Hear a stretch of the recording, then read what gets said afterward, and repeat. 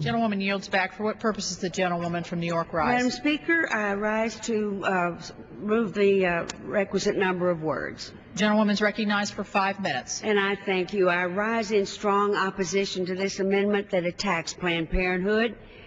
By targeting Planned Parenthood, the Pence amendment will risk the lives and safety of millions of American women.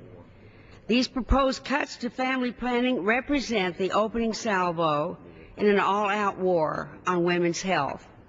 And I have been a soldier on the other side of that war for several decades. I have served now in 3 legislatures.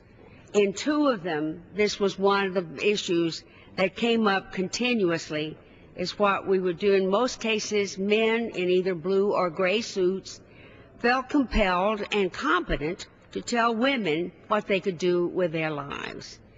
It has been a serious problem to try to get women's health in the first place. It was up to the 1990s before women were even considered subjects for research at the NIH. It's been an absolute awful time for most of us who are such strong believers in the rights of women and women's health, and that women should have the ability to make decisions themselves and not have men have to make them for them. Has been a dreadful time for us to see ending tonight and trying to do away with one of the most important agencies in the United States, Planned Parenthood.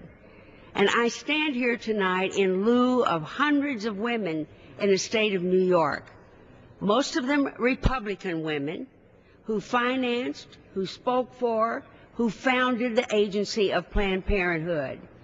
New York was being filled with influx of new citizens to America, and Planned Parenthood allowed them to space their families, space the children, so that there would be healthier children and healthier mothers, and we have all benefited from that. But why are we attacking proven medical care? Why aren't we trying to create jobs, which is the only thing that we've heard for the last 6 months? This amendment will do absolutely nothing to move our forward, but indeed backward. In my home state of New York, the cuts to Planned Parenthood would impact 209,410 patients.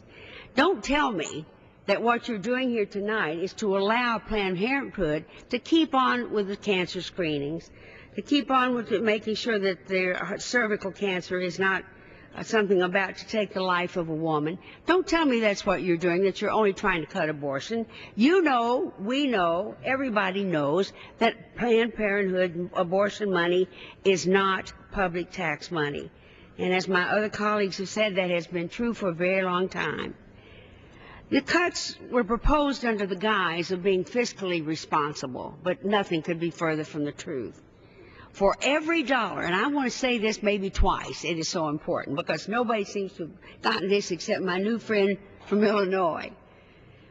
For every dollar invested in family planning services, taxpayers save $4. So if you think you're going to save yourself some money, go back to your planning board for that. But cutting family planning is not fiscally responsible, will not reduce the United States bottom line. Furthermore, as we've said again, over and over again, it has nothing in the world to do with cutting federal money for abortions. That is simply a smokescreen. But we want to empower women to be able to prevent unintended pregnancies. And if that's what we like to do here tonight, with the help of Planned Parenthood and other agencies and many doctors and medical professionals in the country, make sure that women have education and access to contraception. That is precisely what family planning is and what it does. And I yield back the balance of my time. Gentlewoman yields back. For what purpose does the gentleman from Indiana rise? Thank you, Madam Chairman. I move to strike the last